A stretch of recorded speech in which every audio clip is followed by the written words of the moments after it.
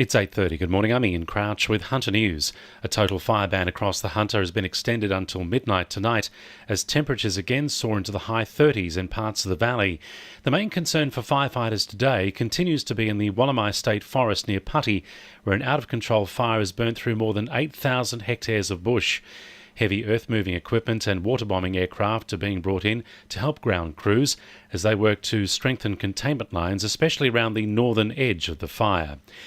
Newcastle University neuropsychologist Dr. Andrew Gardner has been at the forefront of developing new guidelines for managing concussion in sport, announced today by the state government.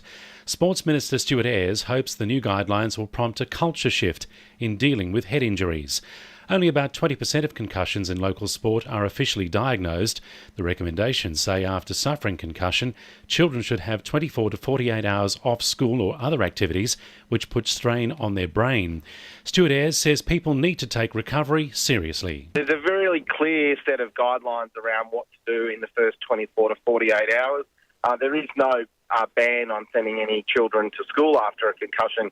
It's merely following the symptoms and taking appropriate action as per the guidelines. Port Stephens Council will consider buying and installing defibrillators at local sports facilities after a cricketer suffered a heart attack at Raymond Terrace last weekend.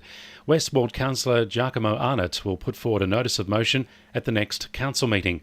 12 sites have been identified and, if approved, the cost will be shared between council and local sports clubs. Debate about Newcastle's widely criticised new bus system has veered off course in Parliament. 3 MPs managed to divert conversation to the Sydney train network instead of Newcastle buses. Wallsend MP Sonia Hornery yesterday tabled a notice of motion urging Transport Minister Andrew Constance to liaise with Keolis Downer to improve the reliability of services. She was joined by Hunter MPs Tim Crackenthorpe, Jodie Harrison and Yasmin Catley, who all spoke to the concerns voiced by constituents in their electorates.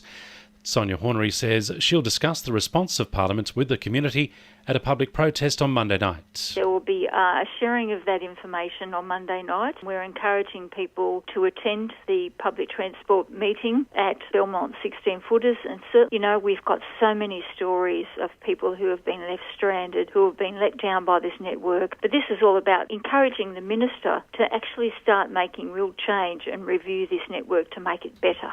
Applications now open for the second round of funding from the Newcastle City Council for arts and cultural organisations. 2 creative organisations will share in $100,000 with applications closing on March 26. It comes as the first round of recipients are announced, along with more than a dozen new performances in venues such as Newcastle City Hall. Newcastle Youth Orchestra is one of the deserving groups to benefit, and manager Sally Ibbott says her students have benefited from the purchase of new supplies under the grant. It's enabled us to buy, music that we wouldn't have been able to have access to, so it's really extended the repertoire for the orchestras, and also, they're really excited just to have more performance opportunities. Sport for our sponsor, PRD Nationwide East Maitland. Despite coming from a week off, the Newcastle Jets are confident they're ready to go for tonight's clash against the Wanderers. The split round has stalled the campaign, with Sydney opening up a 12-point gap on top of the ladder. But winger Jason Hoffman says it won't take long for them to find their feet.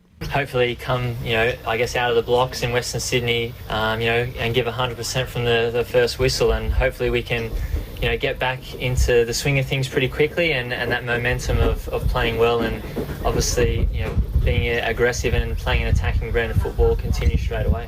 Sam Wells's Olympic dream is over, with the Newcastle aerial skier failing to qualify for tonight's final. She crashed the landing twice overnight to finish the scoring in 23rd. Meanwhile, fellow Novocastrian Kalani Crane is still in contention, with the 19-year-old set to start her figure skating campaign over the weekend. And Maitland's Dakar Rally champion Toby Price will go from 2 wheels to 4 later this year when he takes up a spot on the Super Ute Series. That's sport. I'm Josh Sim.